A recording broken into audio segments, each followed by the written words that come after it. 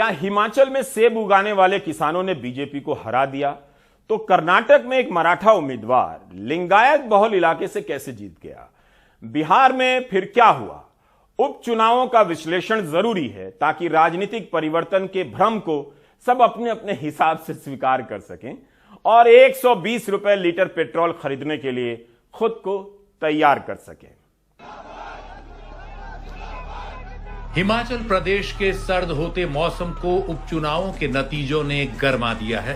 राज्य में सत्तारूढ़ बीजेपी चारों उपचुनाव हार गई है। फतेहपुर, अर्की और जुब्बल कोटखाई विधानसभा उपचुनाव तो बीजेपी हारी ही, पूरा जोर लगाने के बावजूद मंडी लोकसभा सीट भी हार गई। कांग्रेस नेता और पूर्व मुख्यमंत्री वीरभद्र सिंह की इस परंपरागत सीट से उनकी पत्नी प्रतिभा सिंह ने जीत हासिल की। आगे बड़ी लड़ाई है।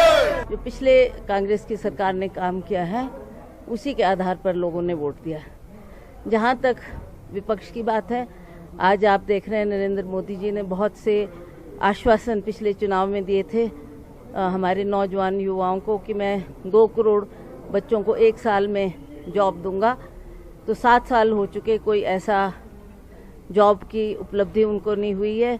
और उसी तरह से जो महंगाई दिन प्रतिदिन बढ़ रही थी, इसका रोष भी लोगों में था और लोगों ने इन सब बातों को ध्यान में रखते हुए अपना जनादेश दिया। उधर बिहार की 2 विधानसभा सीटों पर नीतीश के वजूद को चुनौती थी तो आरजेडी को अपनी वापसी की उम्मीद। जेल से रिहा होने के बाद लालू यादव पहली बार चुनाव प्रचार कर रहे थे। कुशेश्वर स्थान और तारापुर सीट पर उनकी पार्टी आरजेडी ने पूरा जोर लगा दिया, लेकिन जीत जेडीयू को मिली। ये आप जान लीजिए, जो प्रतिपक्ष हैं उनके पास कोई मुद्दा नहीं है। मुद्दा कोई है नहीं, मुद्दा भी नहीं। हर मुद्दे को हम लोगों ने एक मजबूत विपक्ष होने के नाते हम लोगों ने चुनाव में लेकर के गए। ऐसा मुकाबला किया कि जो मंत्री सत्ता में बैठे हैं उनको भी जो है डोर टू डोर मंत्रियों को कैंप करके डोर टू डोर उन लोगों ने कैंप किया। और हमारे पास तो खोने के लिए कुछ नहीं था। पश्चिम बंगाल में चुनाव के नतीजे उम्मीद के मुताबिक ही रहे। सत्तारूढ़ तृणमूल कांग्रेस ने दिनहाटा, गोसाबा, खरदा और शांतिपुर विधानसभा उपचुनावों में भारी मतों से विरोधी दलों को धूल चटा दी।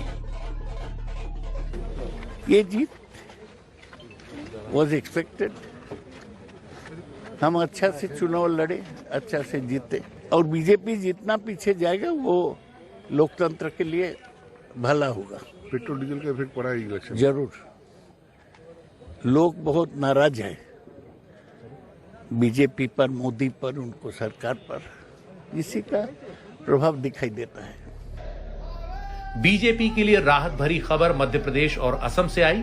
मध्य प्रदेश में बीजेपी ने 4 में से 3 सीटों पर जीत हासिल की और 1 सीट कांग्रेस के खाते में गई। केंद्र सरकार ने, आदरणीय मोदी जी ने जो विकास के काम किए, उनको लोगों का आशीर्वाद उन कामों को मिल रहा है।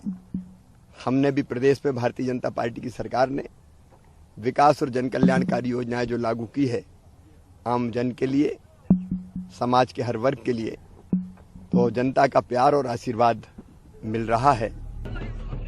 उधर असम की 5 विधानसभा सीटों में से 3 पर बीजेपी और 2 पर उसके सहयोगी दल यूपीपीएल ने जीत हासिल की।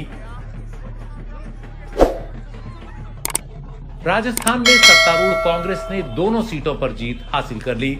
हरियाणा की एलनाबाद सीट से जीते अभय चौटाला ने एनडीटीवी से कहा कि विपक्ष को साथ आना होगा और उनकी जीत किसानों की जीत है। अगर इनके साथ लड़ना है तो पूरे विपक्ष को इकट्ठा होना पड़ेगा। 5 राज्यों में होने वाले विधानसभा चुनावों से 4 महीने पहले इन उपचुनावों के नतीजों से साफ है कि विपक्ष की चुनौती कम नहीं हुई है।